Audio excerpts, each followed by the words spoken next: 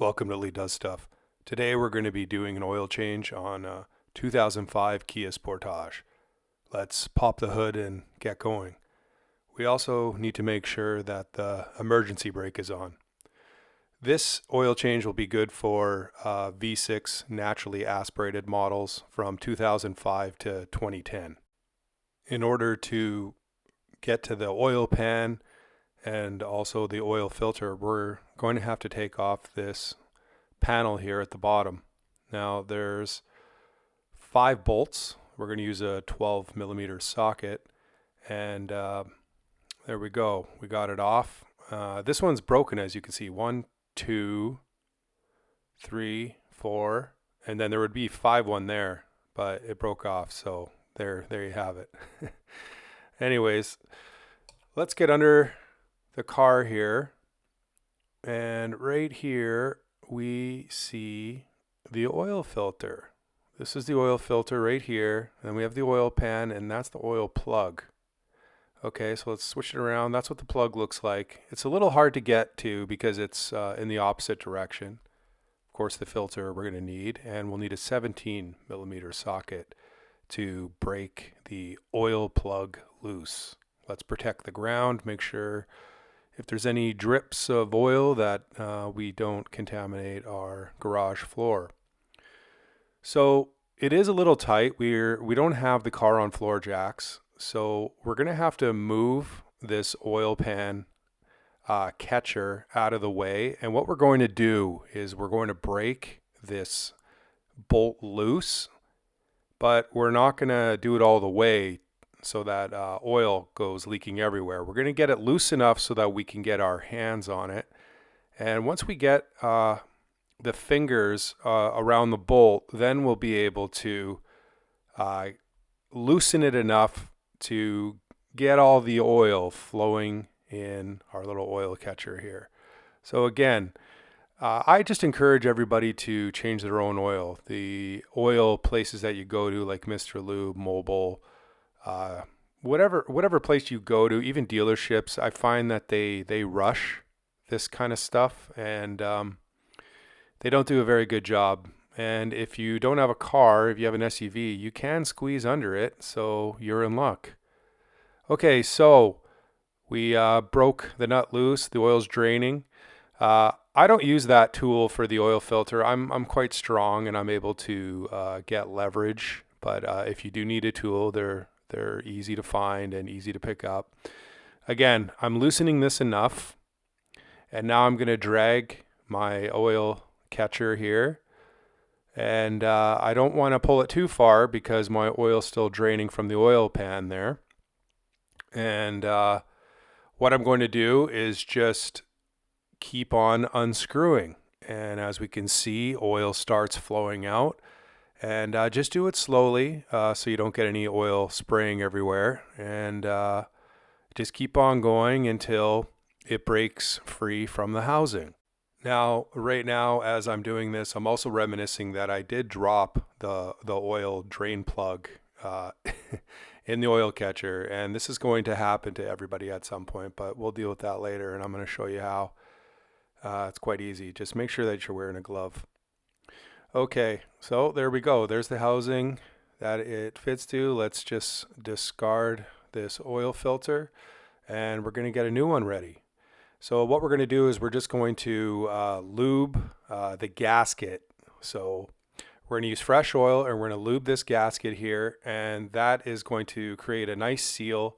And when you do take off the oil filter in your next oil change, it's going to come off a lot easier.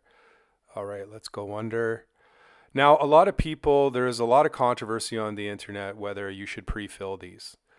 Realize that if I don't put this oil filter in and I start filling my oil, it is going to come gushing out where I'm screwing right now.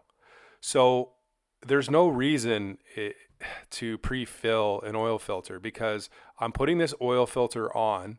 And as soon as I put oil in, it's going to fill the filter. So it's already going to prime the filter. And if you don't do this, if you have the filter off and you start pouring your oil, believe me, you're going to have a mess all over the floor. So If I started controversy again, I apologize. If you do it, you do you, I'll do me. All right, I'm going to find the oil plug here. Searching around. Yeah, it might be good for it to get a little bit of lube on it anyways. All right, so we got it here. What you want to do is inspect your oil plug for metal shavings. This will give you an indication if there's any damage in your engine or any big wear. Things are looking really, really good here. So just clean it up with a rag, and we're going to hand tighten it back on the oil pan here. And then we're going to get our socket. We're not going to go too tight. We're just going to snug it up, and then we're just going to do a half turn once it's snug. So we're just going to snug it up, a little half turn here. We're almost there, and there we go. And that's all you want. You don't want to strip it. Let's wipe it up. All right. Now we are going to be ready to start filling our engine with oil. But in order to do that, we got to take off the oil cap here. So let's get it off.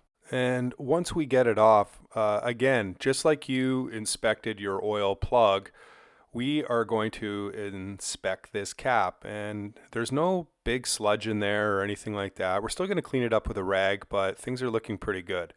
So here's the oil we're going to be using. It's a 5W30 weight, and we're going to be putting 4.5 liters in the engine to start.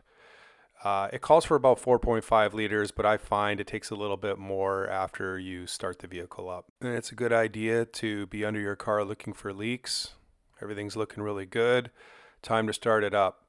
Now, a lot of people start up their vehicle and then they'll rev it to around 2,000 RPM. I don't do this. You're welcome to. I just let it run for a couple minutes, turn it off, make sure that everything is running good. And then once I'm all done that, here is the dipstick for the oil.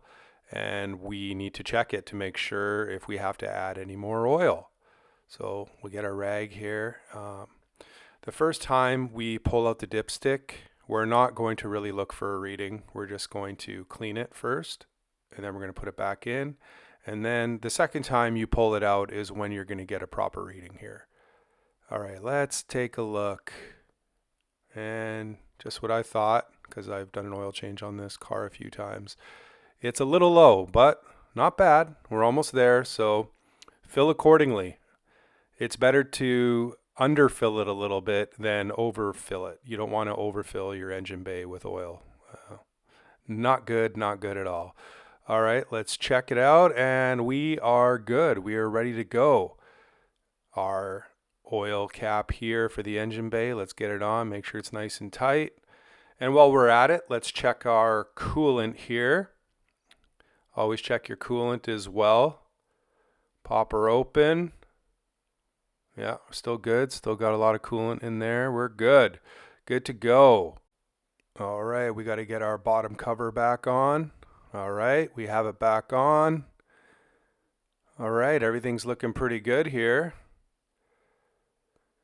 Okay, here is the current kilometers we have. What we're going to do is we're going to add 5,000 kilometers. I made my own little sticker here, and I put on the new kilometer. So once we reach that, we're going to need another oil change. And then I have the oil weight, 5W30, and then a number 1. Once I go number 1, and then I do a number 2 for the next oil change. And when I'm back to number 1, then I need to rotate the tires. Thank you for watching.